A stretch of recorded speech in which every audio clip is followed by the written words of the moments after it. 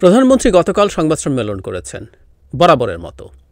তিনি চীন সফরে গিয়েছেন, সেখান থেকে ফিরে এসেছেন, এসে ওই সফরে কি হয়েছে না হয়েছে সেগুলো ব্রিফ করেছেন এবং এরপর সাধারণত যেটা হয় ওনাকে সাংবাদিকরা প্রশ্ন করেন এবং সেই প্রশ্ন দিয়ে বরং আমরা দেশের কিছু পরিস্থিতি ধারণা করতে পারি। যদিও অসহ্য রকম কষ্ট করে এই সংবাদ সম্মেলন দেখা, বিশেষ করে যারা প্রশ্ন করেন তাদের তেলবাজি দেখতে বিরক্তিকর লাগে। তাদের অবিশ্বাস্য রকম চাটুকারিতা সরিয়ে রেখেও দু চারটা প্রশ্ন আসে, তখন প্রধানমন্ত্রী কি জবাব দেন, কিভাবে জবাব দেন, ওনার শুধু কন্টেন্ট না, ওনার ভয়েসের ইনফ্লেকশন, ওনার স্ট্রেস, ইন্টোনেশন, ওনার বডি ল্যাঙ্গুয়েজ, ওনার ফেশিয়াল এক্সপ্রেশন, এগুলো কিছুটা বোঝার চেষ্টা করা যায়। এবং আমি গতকাল প্রধানমন্ত্রী যে সংবাদ সম্মেলন করেছেন, আমি তাতে দীর্ঘদিন পর তাকে ভীষণ স্ট্রেসড মনে হয়েছে আমার।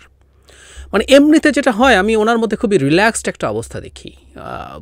আমেরিকা যখন তীব্র চাপ দিচ্ছিল, সরকারের মধ্যে নানা রকম অস্থিরতা হচ্ছিল, তখনও মোটা দাগে উনি খুব শান্ত ছিলেন, ওনার নার্ভ খুব স্ট্রং, এটা মনেই হতো। কিন্তু গতকাল আমি দেখেছি বহু ক্ষেত্রে তিনি খুব স্মুথলি কথা বলতে পারছেন না, তিনি ফাম্বল করছেন। ওনার কন্টেন্টের মধ্যে উনি এমন কিছু জিনিস নিয়ে এসছেন যেগুলো এক ধরনের বিপর্যয় তৈরি করার মতো তৈরি করেছে বলা যেতে পারে, যেগুলো কখনোভাবেই তার এক্সিস্টিং, তার দল ক্ষমতায় থাকাকালীন যে ন্যারেটিভ সেটাকে সাপোর্ট করে না। কয়েকটা জিনিস আমি একটু বলতে চাই। তার সংবাদ সম্মেলনের অনেকগুলো কম্পোনেন্টস আছে, সেগুলো নিয়ে আমি আলাদা আলাদা করে দু তিনটা ভিডিও করা লাগতে পারে। আমার মনে হয় খুব গুরুত্বপূর্ণ আমাদের ওনার এই বক্তব্যগুলো বোঝা এবং সেগুলোর বিপরীতে আমাদের কি বক্তব্য আছে।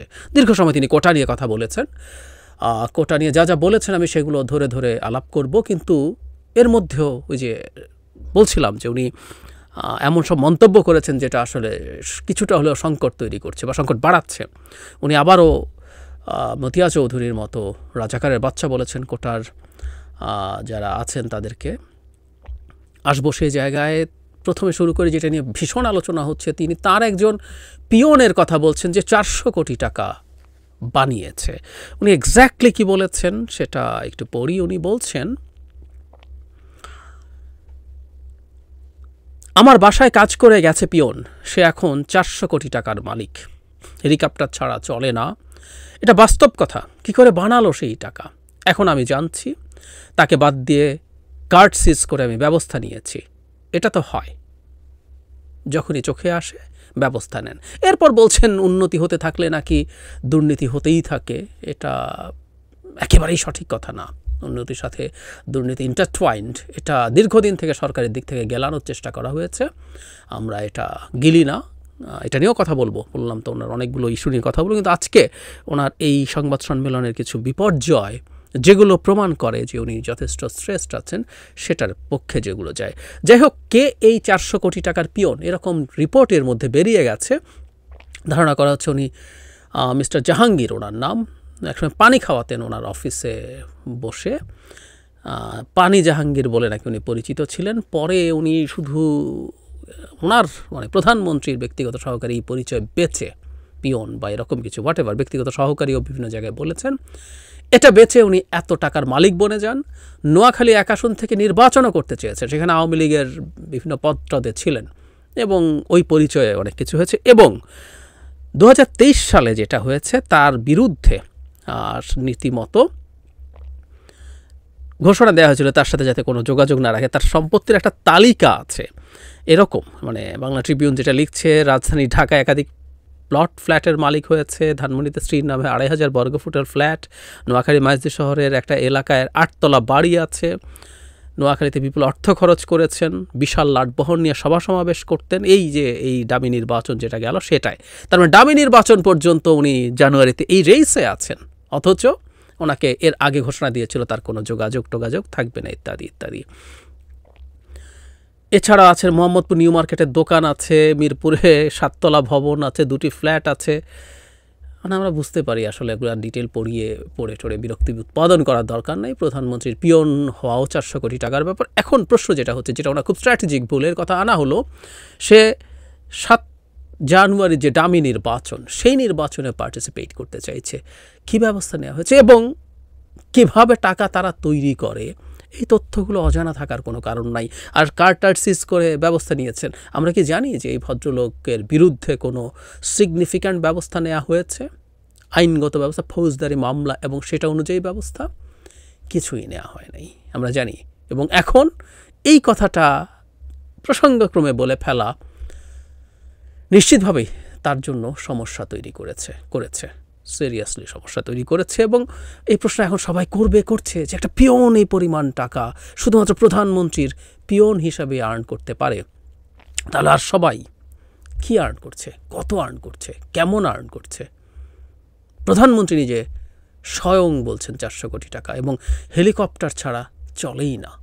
স্বাভাবিক, 400 কোটি টাকার লোক হেলিকপ্টার ছাড়া চলবে কেন? খুবই নিশ্চিত। কিন্তু প্রধানমন্ত্রীর নিজ মুখ থেকে বেরোচ্ছে, যিনি দীর্ঘদিন তার সাথে ছিলেন, কিছুই জানা যায়নি। এটা বলাটা স্ট্র্যাটেজিকলি তার জন্য আমার কাছে মনে হয় না খুব ভালো কিছু হয়েছে, খুব খারাপই হয়েছে বলতে হবে। কোটা নিয়ে বিস্তারিত উনি যা বলেছেন সেটাই আসবো, কিন্তু একটা জায়গায় উনি এমন কথা বলেছেন যেটা তার শপথ নিয়ে প্রশ্ন তৈরি করে। উনি বলছেন, একবার তারা এ ধরনের আন্দোলন করেছিল, শুধু আন্দোলন না, তারা যে ধরনের ঘটনা ঘটাচ্ছিল, সাধারণ মানুষের উপর আঘাত করা, কিছু জ্ঞানী গুণী আছে ঘরের মধ্যে বসে মিথ্যা অপপ্রচার রেকর্ড করে ছেড়ে দিচ্ছিল, সমস্ত কিছু দেখে আমি খুব বিরক্ত হয়ে যাই। তখন এক পর্যায়ে বলি, ঠিক আছে, কোটা বাদ দিলাম। তিনি বলেন, আমার উদ্দেশ্য ছিল, দেখো কোটা বাদ দিলে কি অবস্থা হয়, এখন কি অবস্থা হয়েছে তা দেখেন। এরপর উনি দীর্ঘ সময় ধরে বলেছেন কি হয়েছে, চাকরিতে কি অবস্থা। আমি আবারও বলছি, কোটা নিয়ে এক্সক্লুসিভলি আমি কথা বলবো। এই কথা প্রধানমন্ত্রী যখন বলছেন, উনি বিরক্ত হয়ে কোটা বাদ দিয়েছেন। এই কথা কিন্তু আমি আওয়ামী লীগের লোকজনকে টকশোতে বলতে শুনেছি, বিরক্ত ক্ষুব্ধ হয়ে করেছেন। আমি তখন একটা জবাব দিয়েছিলাম, আমি আজ আপনাদের একটু শোনাই। এই যে এবার ডামি নির্বাচনের পর প্রধানমন্ত্রী যখন শপথ নিলেন, তাকে যখন শপথ পড়ানো হলো, প্রধানমন্ত্রীকে দুটো শপথ নিতে হয়, একটা হচ্ছে পদের শপথ, আরেকটা হচ্ছে গোপনীয়তার শপথ। সো গোপনীয়তার শপথ আমাদের দরকার নেই, পদের শপথে প্রধানমন্ত্রী কি পড়েন, কি বলেন, আমরা একটু পড়ি। আমি শেখ হাসিনা, উনি যা পড়েছেন, একটা পোর্টাল এটাকে পাবলিশ করেছে, এই একই জিনিসই সবাই করেন।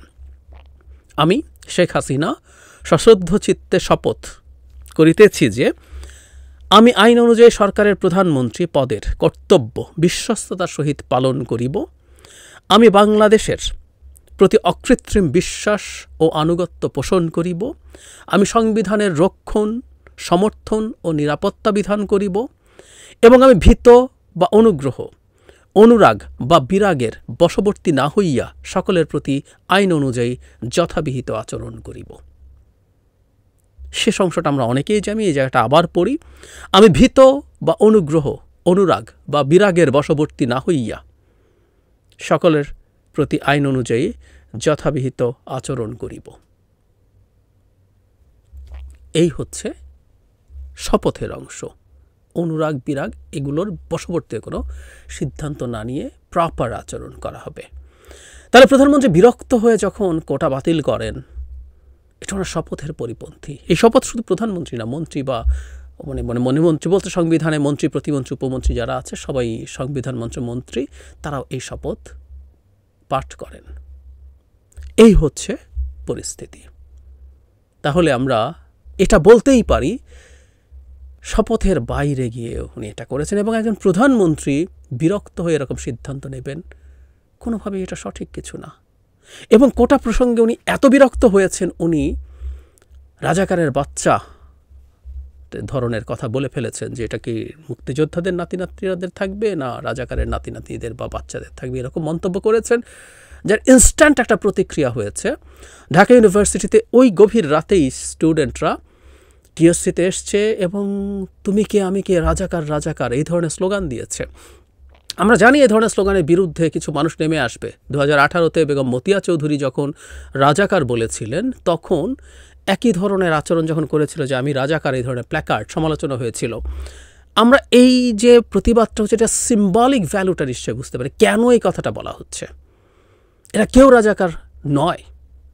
এই দেশে রাজাকার বলতে বা বাংলাদেশ, আজকের বাংলাদেশে যে প্রজন্ম এখন এই ফাইটটা করছে, তার মধ্যে এই দেশের অস্তিত্ব বা স্বাধীনতার বিরোধী অলমোস্ট কেউ নাই, প্রায় 0%।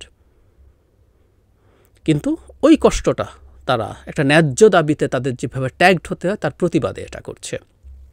এর মধ্যে আরেকটা মানে এই কোটা নিয়ে উনি অতটা বিরক্ত এবং তার বিরক্তির একটা মারাত্মক বহিঃপ্রকাশ আছে। সেটা হচ্ছে আমরা খেয়াল করেছি কিনা উনি একজন স্টুডেন্টের কথা বলেছেন যিনি কোটা দিয়ে ঢাকা ইউনিভার্সিটিতে ভর্তি হয়েছেন। আমি জানি না মানে মুক্তিযোদ্ধা কোটা, উনি মুক্তিযোদ্ধার নাতি হিসাবে ভর্তি হয়েছেন, মানে মুক্তিযোদ্ধা কোটা ওখানেও আছে আমি জানতাম না। সত্যিকার অর্থে ভার্সিটির কোটা নিয়েও আলাপ করা দরকার। পোষ্য কোটা বা আরও কী যেন কোটা আছে, সন্তান সন্ততি কোটা আছে, এগুলো প্রত্যেকটা সংবিধান বিরোধী। এই আলাপগুলো ভবিষ্যতে তুলতে হবে আমাদের এই ঝড়ঝাপটা যাওয়ার পর। তো যাই হোক, সেটার প্রসঙ্গে যখন উনি কথা বলছেন উনি প্রচণ্ড ক্ষুব্ধ হয়ে তুই করে কথা বলছিলেন। তাহলে তুই কেন ভার্সিটিতে পড়বি, তোকে ভার্সিটি থেকে চলে আসা উচিত, এইভাবে খুবই জুনিয়র ওনার সন্তানরা, ওনার নাতি তুল্য একজন সম্পর্কেই হয়তো কথা বলছেন। মানে সে কোটা নিয়ে ভার্সিটিতে ভর্তি হয়েছে কিন্তু এখন কোটা বিরোধী কথা বলছে। উনি যেই ঢঙে, যে অ্যাগ্রেসিভ ঢঙে কথা বলছিলেন, মানে এরকম একটা ফর্মাল সংবাদ সম্মেলনে, এটা খুব কানে লেগেছে। এবং এটার কারণ খুঁজতে গিয়ে যদি আমি বলি, সেটা হচ্ছে আমার কাছে মনে হয় যে তিনি সিরিয়াসলি স্ট্রেসড, ভেতরে যথেষ্ট পরিমাণ, মানে এতটাই ক্ষুব্ধ উনি হয়েছেন যে উনি ওনার এই ক্ষোভটার চেপে রাখতে পারেননি।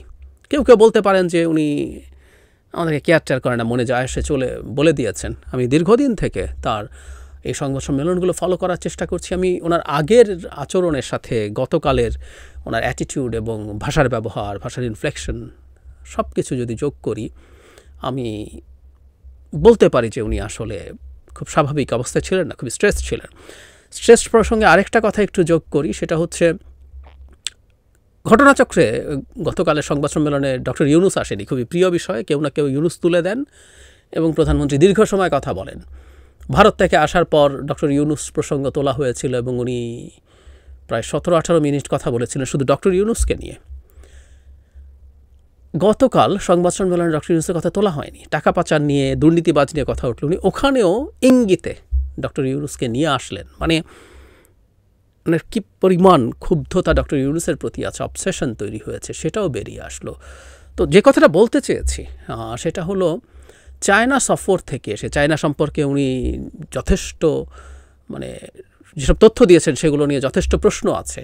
এগুলো সঠিক তথ্য না, আমরা তথ্যগুলো তো সব পেয়েছি এবং এটা যে আদতে কোনো কিছু হয় নাই। আমি চায়না সফর নিয়ে উনি যা বলেছেন সেটা নিয়েও বিস্তারিত অ্যানালাইজ করব। উনি অনেক কথা বলেছেন, নিজে বলেছেন প্রথম বক্তব্যে, পরবর্তীতে প্রশ্নের পরিপ্রেক্ষিতে বলেছেন, সব কিছু নিয়ে এই কথা বলবো। কিন্তু এখানেও ডক্টর ইউনুসকে নিয়ে আসা, ডক্টর ইউনুসকে নিয়ে সেই গরিবের রক্তচোষা এই ধরনের কথা, দুর্নীতি প্রসঙ্গে নিয়ে আসা, সব কিছু মিলে আমার কাছে বহুদিন পর একেবারে একটা এলোমেলো ধরনের সংবাদ সম্মেলন বলে মনে হয়েছে। এবং উনি খুব স্বতঃস্ফূর্ত ছিলেন না কথায়, উনি ফাম্বল করছিলেন এবং বহু সময় বেশ ইররিলেভেন্ট ইস্যু নিয়ে কথাবার্তা বলছিলেন। এগুলো সবগুলোই আমার কাছে অন্তত, অবশ্যই তার সাথে ওনার ফেসিয়াল এক্সপ্রেশন, বডি ল্যাঙ্গুয়েজ সব মিলিয়ে আমি বলছি, আমার কাছে স্ট্রেসের একটা বহিঃপ্রকাশ বলে মনে হয়েছে। কারণ এটা তো ফ্যাক্ট, তিনি চায়না গেছেন যে উদ্দেশ্য নিয়ে এবং চায়নায় প্রকল্প পাওয়ার ব্যাপারে এখন যে বয়ান আমাদের সামনে আনার চেষ্টা করছেন, এগুলো কোনোটাই আসলে সঠিক না।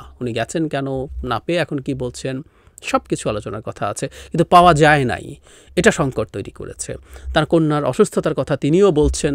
আমি গতকালই একটা ভিডিও করে দেখিয়েছি যে উনি আসলে তার কন্যার কথা বলছি, উনি 11 তারিখ কাঠমান্ডুতে একটা WHO প্রোগ্রামে ছিলেনই। সো অসুস্থ থাকতে পারেন, গেছেন, কিন্তু প্রধানমন্ত্রী ফিরে আসতে হবে এই ধরনের অসুস্থতা সম্ভবত তার ছিল না, এটা আমরা বলতেই পারি। তো সব কিছু মিলে আমি বলবো বেশ এক ধরনের এলোমেলো, বেশ স্ট্রেসের লক্ষণ দেখা গেছে এই সংবাদ সম্মেলনে। আর শুরুতেই যেটা বলেছিলাম সেটা হলো গুরুত্বপূর্ণ কিছু ইস্যু, চায়না সফর নিয়ে এবং কোটা নিয়ে এক্সক্লুসিভলি উনি যা বলেছেন সেগুলো নিয়ে আমার বক্তব্য নিয়ে দ্রুত অন্য ভিডিও করব।